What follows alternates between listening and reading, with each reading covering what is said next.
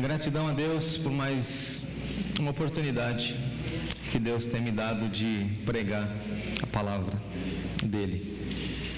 Hoje eu farei um sermão diferente daqueles que faço ou da forma como eu prego.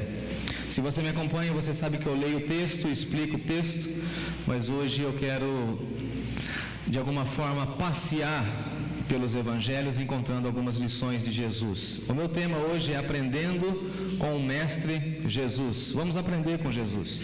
Então eu quero fazer 3 tópicos e não vou ficar preso a um texto, mas eu quero navegar em outros textos. Então eu preciso que você, com a sua Bíblia, me acompanhe no raciocínio para você não se perder, e depois também o esboço estará à disposição dos irmãos, tá bom? Eu sei que meu horário está um pouco apertado, eu vou avançar, já estou avisando. Eu espero que você tenha um pouco de paciência, uma vez que nós teremos o café e as crianças só sairão lá da parte superior ao meio-dia. Então eu quero crer que você vai me acompanhar, amém? Gente bonita, Mateus capítulo 11, dá uma olhadinha comigo, texto conhecido, eu leio a partir do verso 28 a 30.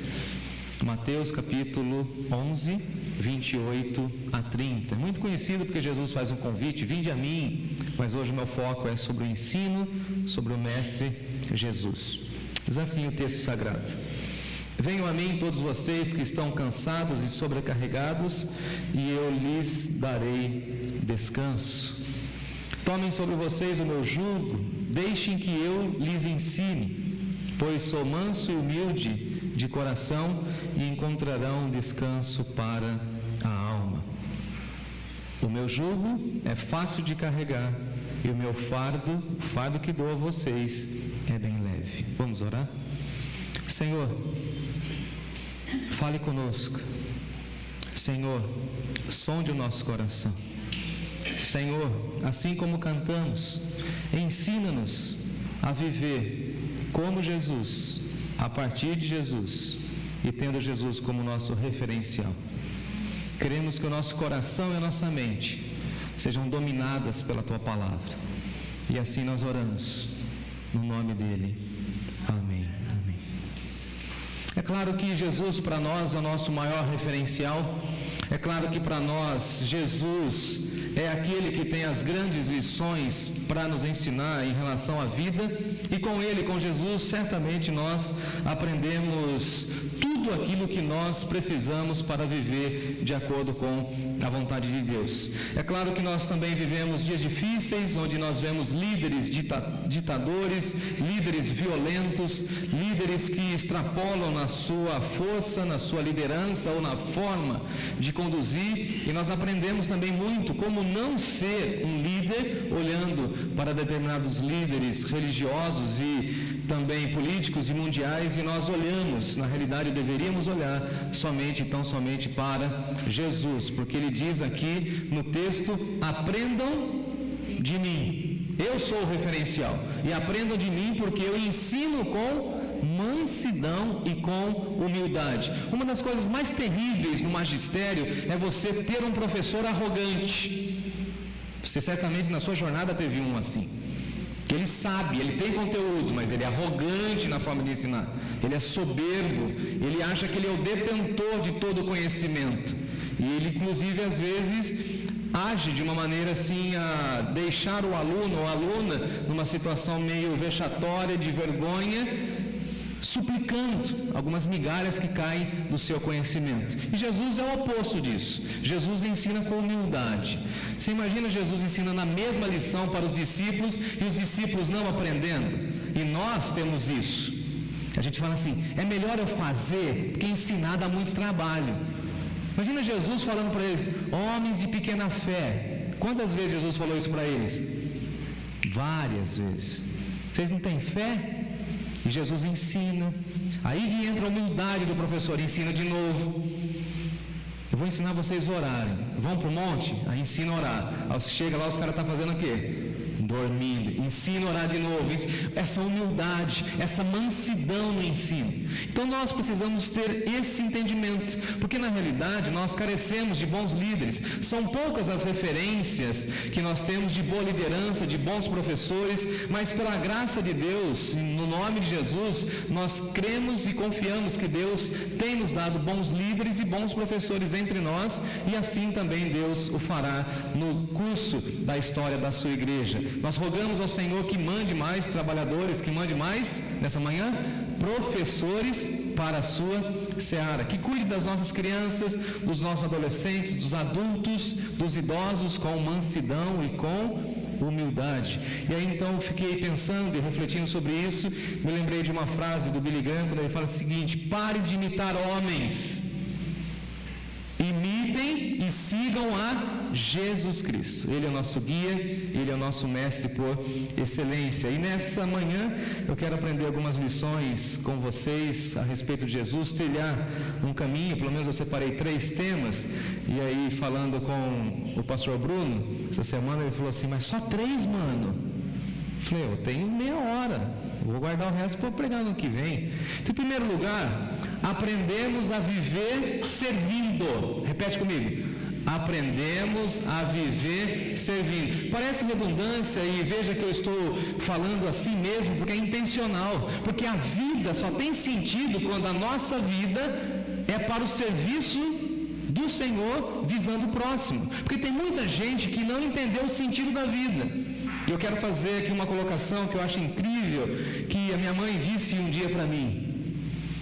Tem 2 dias que são importantes na sua vida, guarde isso, 2 dias: o dia que você nasceu e o dia que você entendeu por que você nasceu. Por que Deus te trouxe à existência? Deus te trouxe à existência para servir. E tem muita gente que fala o seguinte: eu preciso de uma visão mística, eu preciso de uma revelação muito maravilhosa para entender o plano de Deus, os dons de Deus. Nada, você precisa servir. Porque sem o serviço, a sua e a minha vida não tem sentido. E tem muita gente que está sobrevivendo e não vivendo de acordo com a vontade de Deus. Foi o hino que nós cantamos. Não a minha verdade, mas a tua verdade. Não é minha vontade, não é o meu desejo, não são os meus planos, mas os teus planos. E Deus já tem os planos dele para a sua vida. Você não precisa ficar gastando tempo, dias e anos, pensando em muita coisa naquilo que você vai fazer na sua vida. Você precisa buscar a Deus e Ele vai te entregar o projeto. Ele já tem o projeto para a sua vida, para a sua existência. É viver servindo, é viver fazendo escolhas que visam o serviço. Agora veja que Jesus tinha essa visão muito clara por meio da sua missão. Quando ele está, por exemplo, diante de Nicodemos, ele vai falar: olha, você precisa nascer de novo. Eu vim para trazer essa mensagem. Quando ele está com Zaqueu, ele fala o seguinte: eu vim não para ser servido, mas para servir. Eu vim buscar e salvar o perdido. Eu gosto muito dessa ideia de Jesus como professor, porque Jesus tinha um foco. Qual que é o foco? Ensinar toda a revelação de Deus, buscar e salvar o perdido. E todas as vezes que alguma situação tentava roubar a energia de Jesus ou o foco de Jesus, Jesus falava assim: não, eu estou concentrado, eu vim aqui para servir. Jesus, como o grande Filho de Deus, ele poderia ficar sentado no palácio, por exemplo, e sendo servido? Sim. Ele poderia mandar todos os seus discípulos procurar todas as comidas que ele queria e todo mundo ficava lá servindo ele? Sim. Ele poderia fazer com que o Império Romano se dobrasse diante dele, todos os soldados prestassem continência para ele, servissem a ele? Sim. Mas ele veio para inverter essa lógica. Ele veio para mostrar para nós que o Deus a quem servimos, o Deus e Pai, Criador dos céus e a terra, está aqui para nos servir por meio de Jesus, nos salvar, nos comprar, nos redimir e nos santificar para a glória dele. Então veja que Jesus viveu e marcou a existência com o seu trabalho, com o seu serviço. Por exemplo, anotei aqui, Jesus viveu servindo as multidões carentes. Quando Jesus olha para as multidões, ele fala o seguinte: são ovelhas que não têm pastor. Esse povo precisa de cuidado, essa visão de serviço. E nós precisamos aprender isso com Jesus. Quando a gente olha para as crianças, a gente olha para as crianças como um rebanho que não tem pastor. Quando a gente olha para os adolescentes, agora teremos o Acampar Dentro, né? Estamos na expectativa do Acampar Dentro, mês que vem, fazer um grande movimento aqui com os adolescentes. Eles são ovelhas, eles precisam de quê? De ensino. Quando a gente olha para os idosos, engraçado que os idosos, depois de um tempo, né, eles vão se parecendo, ou se semelhando com as crianças, né? É muito interessante, eles gostam de atenção. Quem é idoso ou tem idoso aí? Fala a verdade. Gosta de atenção, gosta de um sorriso, gosta de visita. Quando eu chego lá, o pastor vem me visitar, porque eles querem essa atenção, porque eles se doaram tanto durante a vida, e nessa reta final eles precisam de gente, de pessoas, de contato. E Jesus tinha essa visão, ele conseguia ver as carências. E se nós queremos aprender com Jesus, precisamos olhar com a lente de Jesus, com os óculos de Jesus, olhar a multidão que carece de fome. Os discípulos falaram o seguinte: Jesus, vamos mandar esse povo embora, porque é uma multidão muito grande, lembrando que tinha pelo menos 5.000 pessoas. Os discípulos falaram o seguinte: eles que passam na padaria ou nas padarias e comprem pães e se virem. O que Jesus falou? Nananina não, vamos multiplicar os pães. Deve ter alguém generoso aí no nosso meio, que deve ter uma lancheira. Quem é aqui da época da lancheira? Hoje não pode levar mais lanche para a escola, eu acho isso. Eu gostava do lanche da minha mãe. Quem levou lancheira? Levanta a mão aí. Aí tinha um menininho com uma lancheira, e nessa lancheira, eu acho, eu estou brincando, e suponho que esse menino, ele era, como eu na infância, GG plus size, fortinho. Qual que era a lancheira dele, Lucas? Não fica olhando bravo assim para mim, você está pensando, né? 5. Quem come 5 pães sendo criança? Eu, William, o Rafael, e 2 peixinhos. E Jesus multiplica. Entreguei vocês. E Jesus multiplica, porque Jesus está ensinando para nós a servir as multidões. A pergunta é: você serve a quem? Você está à disposição do quê? Você está à disposição e a serviço de quem? Jesus, por exemplo, serviu os enfermos. Lembra daquela mulher com fluxo de sangue, que gastara todo o seu dinheiro com os médicos e não teve nenhum resultado, mas ela fala o seguinte: se eu tocar na orla das vestes de Jesus, se eu apenas chegar perto, eu serei curada. E ela toca, e ela é curada, ela é abençoada, e Jesus serve aquela mulher. Jesus serviu, por exemplo, também a filha de Jairo. Lembra a filha de Jairo? Ele cura a filha de Jairo. A sogra de Pedro, que estava com febre, ele vai lá e cura a sogra de Pedro, restabelece a sua saúde. E Jesus, por exemplo, cura também aquele cego de nascença, lá no texto de João.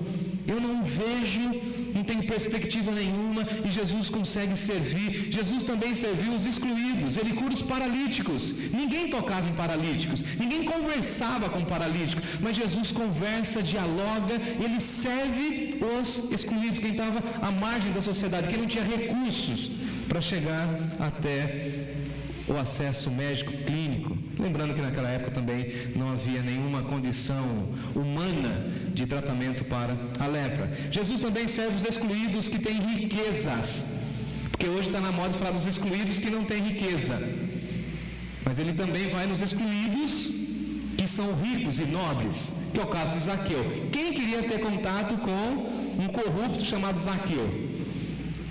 Você queria tirar foto, por exemplo, com alguns dos políticos que estão lá em Brasília? É esse tipo de cara que Jesus foi lá conversar. Ô Zaqueu, desce depressa, me convém comer uma pizza na sua casa. Eu estou me convidando. E hoje há salvação nessa casa aqui, porque eu, Jesus, estou aqui. Eu vim aqui te servir. E ele inclui Zaqueu, ele inclui Mateus, que é cobrador de impostos. Veja que Jesus não está escolhendo a quem ele vai servir, ele vai servindo. E nós somos muito seletivos. A gente fala assim: eu quero servir só esse grupo, só essa pessoa, porque aqui eu posso ter algum resultado depois. Não, o que Jesus nos ensina é servir a todos, sem distinção, porque o Pai está vendo a motivação do nosso coração. Os homens não precisam saber. Jesus, por exemplo, serviu as pessoas que estavam sem esperança. Lembra do endemoniado gadareno? Os caras prendiam ele com ferrolhos, com grade, com cadeado. Ninguém conseguia segurar aquele moço. Quando o demônio pegava ele destruía tudo. E Jesus chega para ele, expulsa o demônio dele, manda numa manada de porcos, lembra? Os agricultores lá e os caras ficaram loucos com Jesus. Os porquinhos, morreu todos. Tem um pai que chega com um filho endemoniado para Jesus e fala o seguinte: os teus discípulos não conseguiram expulsar esse demônio, não deram conta, Jesus. A gente não tem esperança. A gente já levou no Unicamp, já levou no Einstein, a gente já gastou tudo e esse menino tem um ataque, a gente pensa que é epilepsia, mas não é epilepsia, na realidade pode ser demônio. O que o senhor pode fazer isso nessa situação? E Jesus olha para aquele pai sem esperança e fala assim: eu vou servir vocês.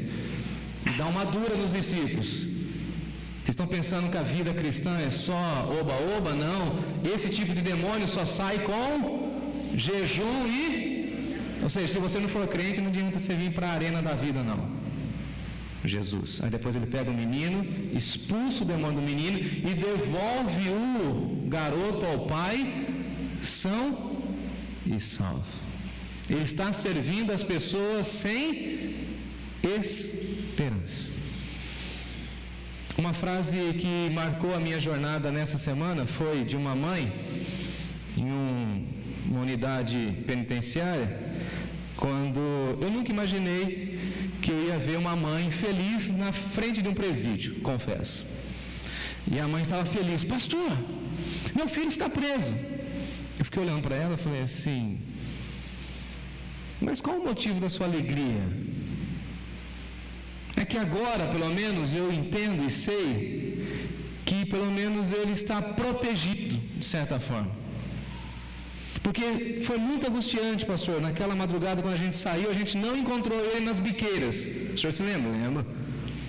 Pelo menos aqui eu sei que ele está guardado. E a mãe fala assim para mim: ele pelo menos agora terá assistência. Você e sua equipe vai entrar aqui, vai entregar uma Bíblia para ele. Ele vai ter tempo. E ele vai ter que comer ou ter acesso a 3 refeições. Em outras palavras, aquela mãe está falando o seguinte: eu não tenho mais nenhuma esperança, a única esperança que eu tenho é que Jesus faça um milagre na vida dele. Vocês estão entendendo? E Jesus está servindo gente assim, sem nenhuma esperança. E você? O que você está fazendo com a sua vida? Na ocasião, por exemplo, do lava-pés, quando Jesus chega diante dos discípulos, fala o seguinte: eu poderia ser honrado aqui, mas eu quero dar uma grande lição. Traz para mim lá a bacia e toalha, e começa a servir. Agora, você imagina Jesus cumprindo a função de um escravo, porque o ato de lavar os pés era uma situação que o escravo fazia. Quando alguém chegava, sentava-se antes da refeição, lembrando que eles não tinham cadeiras como nós, né? Os orientais sentam ao chão, correto? E aí os pés ficam sempre expostos ou próximos à comida, por isso que há esse ato de lavar os pés. Lembrando também que os pés daquela época eram muito menos cuidados do que os nossos hoje. Imaginemos, as ruas lá tinham asfalto, calçamento, mas tinha muito animais, correto? Não preciso dizer nada, né? Passa no animal, ou nas fezes do animal, passa no pó, depois você está perto da comida, então tinha que lavar. Mas esse ato de lavar os pés era ato assim, do escravo. E Jesus fala o seguinte: não, eu quero dar uma grande lição. E Jesus pega a toalha e bacia e começa a lavar os pés dos discípulos. Veja que Jesus está servindo. E ele chega o seguinte para os discípulos, fala o seguinte: vocês compreenderam o que eu fiz? Façais vós também. Assim como eu estou servindo vocês, sirvam as pessoas. E nesse momento Jesus está ensinando para nós que a nossa vida só tem sentido quando nós estamos usando essa vida para o serviço. Tem um jargão evangélico que nós sempre usamos, e eu gosto dele, que diz o seguinte: quem não serve, não serve. E eu quero te provocar nessa manhã: aonde você está servindo? Qual é a área da sua atuação? As pessoas que estão ao seu redor percebem que você é um cristão, uma cristã, pelos atos de serviço da sua vida. Aonde você serve? Quem você serve? A gente reclama de situações do dia a dia, mas na realidade, para mim, Deus está nos moldando durante as jornadas da vida. Por exemplo, é comum a gente reclamar da louça para ser lavada. Quem não reclamou que atire a primeira pedra em mim? E eu já reclamei. Até um dia que estou do lado da minha mãe, piedosa como sempre, estou lavando a louça e falei, nossa, meu, é incrível, parece que quando eu chego na casa da minha mãe, não sei se vocês têm essa impressão, parece que a pia, parece que todo mundo parece que fala assim, o Jefferson vai vir hoje aí é uma pia assim, parece que o meu irmão, com as crianças, com a minha sobrinha, deixa tudo lá. Aí meu pai resolve fazer uns negócios, deixa as panelas, tem que lavar. Aí estou lá, Ariana, as panelas lá com que chama lá? Palha de aço lá. Poxa mãe, quanta panela e quanta louça aqui. Aí houve um silêncio sepulcral. Mamãe, estou falando com a senhora. Eu falei, pois é, meu filho, vamos dar graças a Deus, tem panela, tem comida e tem prato sujo, né? Ah, tem muita roupa para lavar lá no cesto. Que bom que você tem roupa, né? E aí a gente está falando o seguinte, é um ato de serviço comum, mas que Deus já está nos tratando para a gente servir outras pessoas. Detalhe, se você não tem prazer em servir na sua casa, você não será uma bênção no mundo. Vá cuidar da tua casa, cuide da sua casa, cuide da sua família, sirva a sua família, tenha prazer em servir a sua família. Monte a mesa bonita para receber os seus familiares. Faça um jantar especial.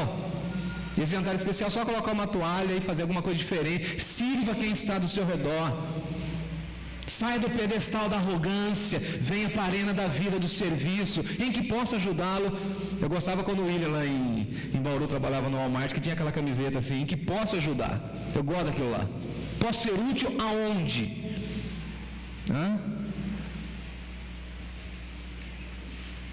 Quem sabe você pode marcar uma vida segurando o braço de uma idosa e fazendo ela atravessá-la uma faixa de pedestre, que ninguém vai fazer. Ou ensinar alguém a mexer no aplicativo. Chega o senhorzinho e fala assim para mim, ô Jefferson, ajuda eu a arrumar o aplicativo. Eu falei, nem eu sei. Meu irmão Nelson agora está com um Samsung lá grandão, assim, ó, tá hora. Marcou até o aniversário agora, mês que vem, dia 10. Falo com a filha dele, manda mensagem para mim, agora está antenado, entendeu? Mas tem que ter paciência, tem que ir lá ensinar. Todo feio, daqui a pouco vai chegar um Pix para a tesouraria. Pix, Nelson. Foi incluído, foi servido. É uma coisa simples. Não é simples, é serviço. Eu posso ajudar, meu carro está à disposição, minha família está à disposição. Minhas ferramentas estão à sua disposição. Eu vou brincar com um amigo aqui, não vou nem olhar para ele. A minha churrasqueira está à disposição. Em segundo lugar, nós precisamos aprender a amar. E a gente não sabe amar. E a gente às vezes não sabe receber o amor. A gente precisa aprender a amar e aprender a receber o amor. Me acompanhe no raciocínio. Às vezes as pessoas nos amam, mas nós não entendemos como elas nos amam, correto? Aí depois que a gente tem um momento de despedida, por exemplo, a gente fala assim, e no fundo aquela pessoa me amava, e eu que não conseguia ver a forma como ela me amava. Então antes de você criticar, baixe a guarda e fala assim, será que eu que não estou entendendo como ela me ama? Porque a forma como nós amamos é diferente e cada pessoa reage de um jeito em relação ao amor. Ô Thelma, posso falar? A Thelma fez um stories lá no Instagram de um doce de abóbora. Eu falei assim, nossa, eu quero. Na cara é dura mesmo, eu quero. Aí ela falou assim, providenciarei, qualquer coisa nesse sentido. Aí chegou hoje cedo, a primeira coisa que eu vi a Thelma ali com essa camarinha, eu falei, Thelma, eu queria abraçá-la, mas eu estava pensando no doce.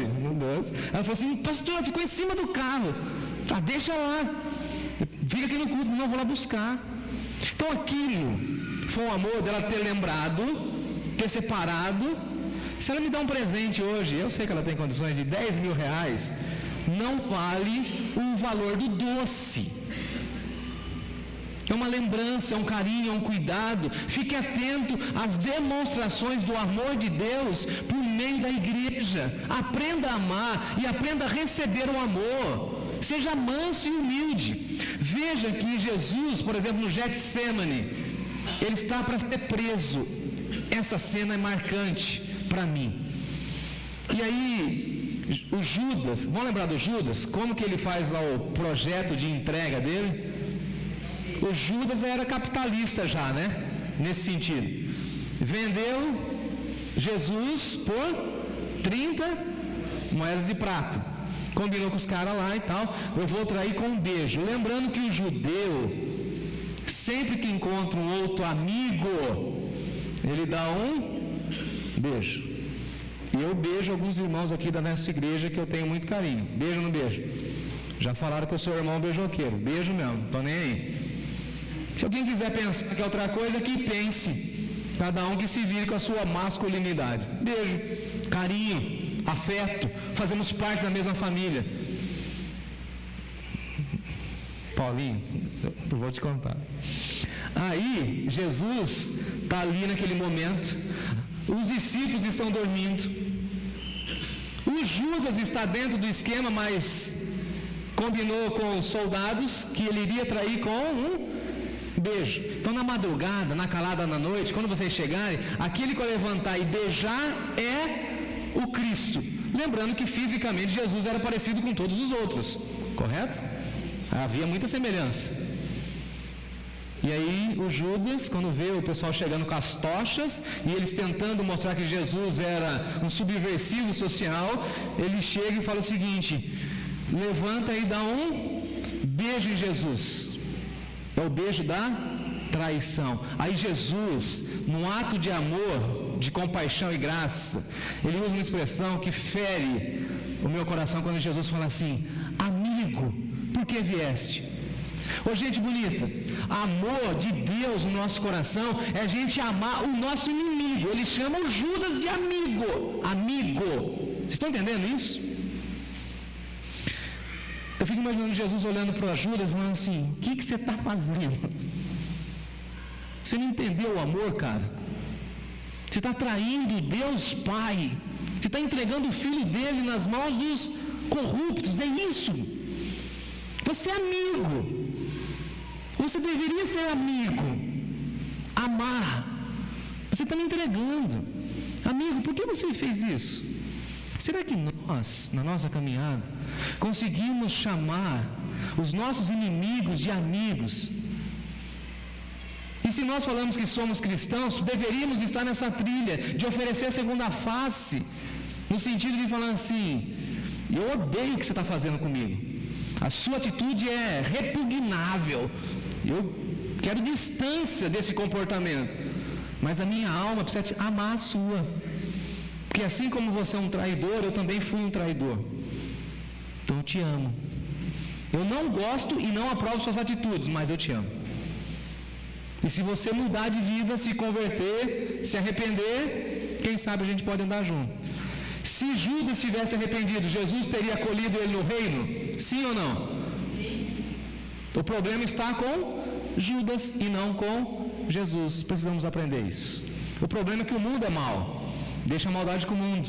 O que cabe a mim é você amar o mundo como Deus amou o mundo. De tal maneira que a gente passa por cima das nossas vaidades, das nossas arrogantes pretensões. Nesse contexto, Pedro, que estava lá, Pedro era bravo ou não? Tem gente brava no reino de Deus ou não? O Pedro estava lá com a espada dele afiada. Vamos pensar? Está todo mundo orando. O que o Pedro está fazendo? Ou estava dormindo, ou estava afiando a espada. Só com a lima aqui, ó, ponta da espada. Aí o Malco, que era o soldado, vai lá e ele saca a espada e corta o quê? Onde que faz aquele furinho, né? Fazendo a lição de casa, na realidade não queria pegar a orelha, né, gente? Vamos falar a verdade? Ele faz assim, ó, É para pegar o peito, é que o mal, opa, pegou no cantinho da orelha. E aí o que Jesus faz? A primeira lição, Pedro, põe a espada na bainha, guarda a arma, e aí Jesus com a sua mão milagrosa vai lá na orelhinha do sujeito e fecha. Quem narra isso para nós é o evangelista Lucas, que é médico, ou seja, por ação milagrosa de Deus, Jesus vai lá e restaura a orelha de Malco. Ou seja, nós precisamos entender o que é amor. Para Pedro foi uma repreensão, guarda a espada. No reino de Deus não se trabalha com força e violência, dura. Ao mesmo tempo em que, com mansidão, ele vai lá e restaura a orelha de Malco. O mesmo Jesus que repreende é o mesmo Jesus que restaura. Louvado seja Deus por isso. Ele é o professor. As lições estão aí. Por que eu estou sofrendo isso, pastor? Será que Deus não está te tratando? Ao invés de você reclamar, agradeça a Deus. Pastor, por que será que essa mensagem nesse momento da minha vida tem sido tão contundente? Será que Deus não está gritando no seu ouvido? Ame mais. Na cruz, nos últimos suspiros, Jesus dá uma grande lição para nós. Que nós devemos amar até os nossos opositores. Ele está no meio de dois ladrões. Os evangelhos vão dizer para nós que os dois deveriam ser condenados, mas Jesus não. E Jesus está ali dialogando, conversando, falando com eles. É muito interessante porque o texto de Lucas, por exemplo, vai dizer para nós que um deles reconheceu, falou assim: não, eu mereço estar aqui. Não valho nada, fiz umas coisas erradas, sou criminoso mesmo, fui sentenciado, beleza. E o outro ficou zombando, lembra? E aí nós temos esses diálogos. E veja que Jesus está ali na cruz, no seu último momento, ou nos últimos momentos, e mesmo assim ele está ali amando e servindo, estendendo a mão aos pecadores, falando com os pecadores, até que um deles chega à conclusão e fala assim: eu mereço estar aqui, mas esse aqui de fato é o Filho de Deus. E aí, veja que interessante, o amor de Jesus, naquele momento de dor, alcança o outro coração, e o seu amor pode alcançar corações perdidos. Louvado seja Deus. Ame mais. Por que o mundo está um caos? Porque falta o amor de Deus sendo derramado. Por que você está no local onde você está morando, no local de trabalho onde você está? Por que você passeia pela sociedade? Porque Deus deseja deixar um rastro de amor por meio da sua vida, irmão e irmã. Seja luz, brilhe, ame mais. Está doendo, mas ame. É o opositor, ame. Alguém perguntou para mim ontem, né? Pastor, fala muito mal da sua vida. Eu falei, nossa, você nem sabe. Mandaram um print para mim, tem um grupo do WhatsApp, os caras só falam mal de mim. Incrível! Fiquei famoso. O que você vai fazer? Vamos orar por eles. Os meus amigos, os meus pares, as pessoas que caminham comigo, não precisam da minha explicação. Deixa eles para lá. Vai que o nosso amor respinga sobre eles e eles chegam falando assim: até que ele não é tão ruim, né? É duro? Claro que é. É difícil? Claro que é. Mas Jesus está ensinando isso para nós. Hoje mesmo, meu filho, estarás comigo no? É hoje. O passaporte é agora. E o outro que está reclamando? Deixa ele para lá. O amor foi para os dois? O amor foi para os dois? Cada um reagiu. Um abraçou a cruz, falou: eu amo a mensagem da cruz. É isso mesmo. É hoje? Então hoje eu estarei com o Senhor no paraíso. Chego lá junto. E o outro? A gente se vê no castigo eterno. Mas Jesus nos ensina a amar. E tem que amar. Eu tenho mais um tópico, mas o meu horário está avançado. Vocês ficam comigo mais 10 minutos? Sim ou não? Vocês dormiram? Então fique em pé, todo mundo de pé um pouquinho, rapidinho. Dá uma alongada assim, ó. Eu vou tomar água. Primeira vez que eu faço isso, hein? Coisa. Dá uma esticada, assim, ó. Respira. Dá uma olhadinha do lado para ver se está todo mundo bem aí. Senta um pouquinho. É só isso. Ginástica, como que chama nas empresas? Laboral, é isso?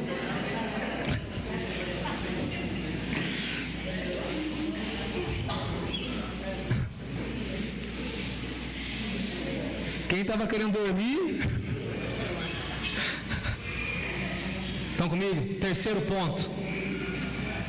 Aprendemos a viver com Jesus no tempo de Deus. Eu acho que essa é uma das lições mais preciosas para a nossa vida. Viver no tempo de Deus. Não antecipar o tempo de Deus e não querer acelerar o tempo de Deus. A gente tem um desses problemas. Queremos viver coisas agora que Deus reservou para a gente lá para frente. Ansiedade. Queremos resolver algumas questões do passado com aquilo que vivemos no presente, e aí sufocamos e ficamos depressivos, porque a gente não tem mais alcance. O que é importante para nós é o hoje, por isso a Bíblia fala o seguinte: hoje, se você ouvir a voz de Deus, hoje, não endureça seu coração, é hoje. O que você tem na sua vida? Você tem um amanhã? Quem aqui está pensando em 2024? Eu estou. Mas eu não tenho 2024. Ele chegou? Não chegou. Eu tenho hoje. Hoje é dia 15 de outubro. Só tenho hoje. E no hoje eu preciso viver aquilo que Deus tem para mim no hoje. E Jesus nos ensina a viver dentro do tempo de Deus e dentro da agenda de Deus, cronograma de Deus. Sempre essa pergunta vem: Jefferson, por que você não veio antes? Não, eu vim no tempo de Deus. Até hoje nós não entendemos, e eu também não, porque não pude vir um ano antes. Não vim antes, vim no tempo de Deus. E hoje eu estou extremamente feliz com o momento ministerial que vivo. Dá uma olhadinha comigo, João capítulo 2, se você quiser folhear aí a sua Bíblia. Eu estou sem meu celular de internet aqui, está tudo bem na transmissão aí? Está todo mundo com a gente aí? Capítulo 2 de João.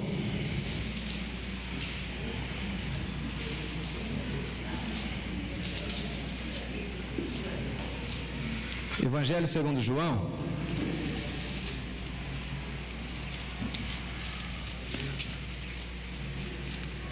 Capítulo 2:1. Você tem aí o texto sendo informado do casamento em Caná da Galileia. Primeiro milagre de Jesus, vírgula, segundo o evangelista João. A gente tem uma mania de colocar alguns rótulos, né? Foi o primeiro milagre relatado por João. Em Marcos e Mateus tem outros milagres. Não sabemos se esse foi o primeiro. A gente fica às vezes defendendo umas coisas que não são importantes. O que é importante para nós é o seguinte: Jesus foi convidado para o casamento. O casamento, na cultura judaica, demora 5 dias. Acaba o vinho. A tal da Maria, mãe de Jesus, olhando para a cena, dá uma olhadinha no versículo 3. Tendo acabado o vinho, a mãe de Jesus disse: não tem mais vinho. Ô Jesus, eles não têm mais vinho.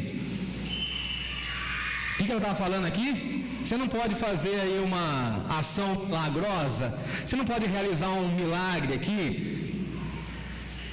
E nesse ponto, para mim, a figura de Maria, ela fica um pouco meio ofuscada, que a gente tem a ideia de que ela é toda santa, perfeita e pura, e sim, mas ela era pecadora como nós, e talvez, como mãe, ela falou assim: se o meu filho fizer um milagre, hein, num casamento requintado como esse, hein? Aí Jesus, versículo 4, não chama ela de mãe. Interessante, hein? Jesus coloca a mãe dele no lugar dela. Você aqui nesse ambiente, você é mulher. Mulher, que tenho eu contigo?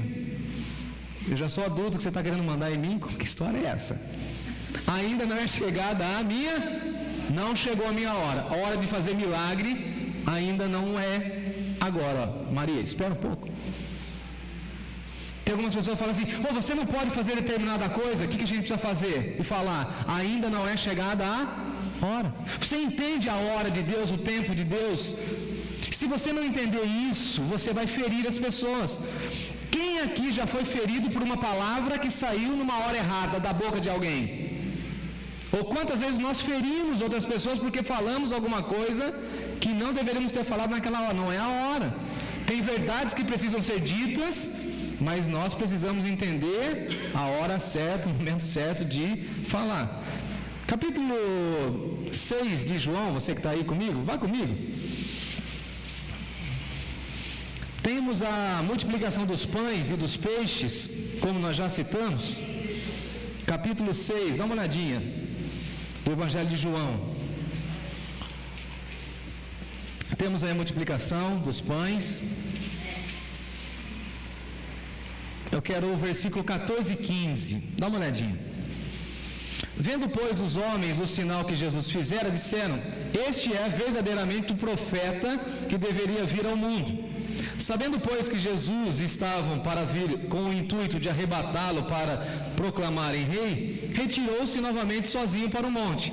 O que aconteceu aqui? Jesus acabara de fazer um milagre, a multidão está em festa, vibrando, e fala assim: vamos aclamar Jesus como rei. Eles reconhecem que Jesus é profeta.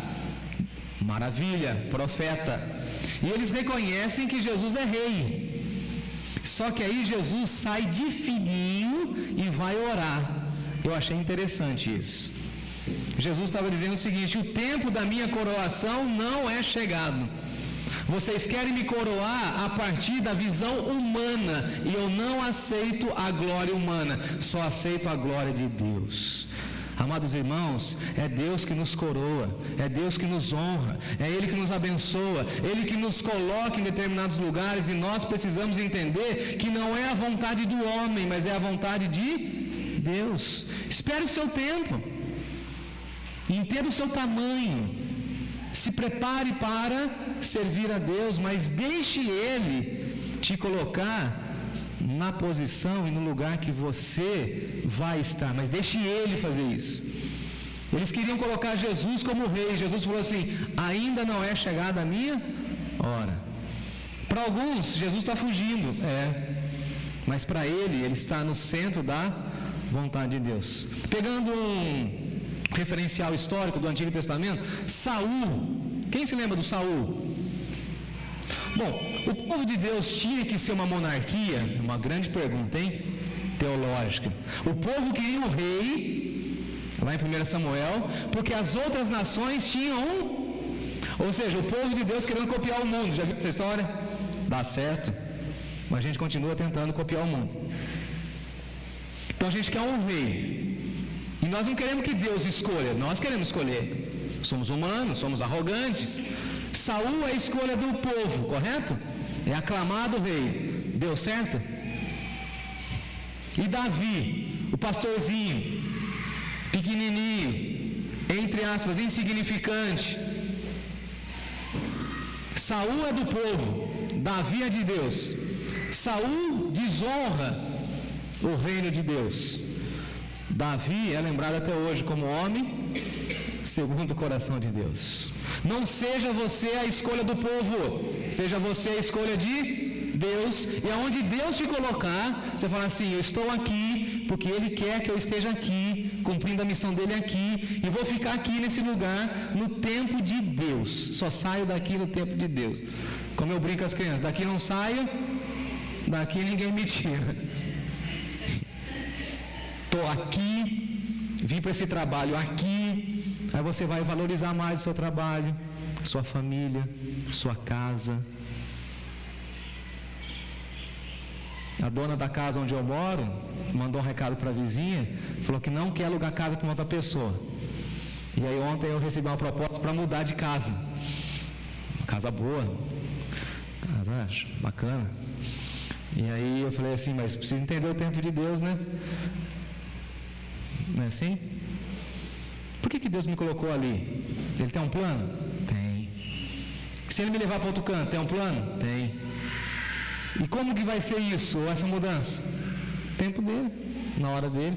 É isso que Jesus está ensinando. Viva no tempo de Deus. Eu me lembrei do Fábio, o saudado Fábio, hein?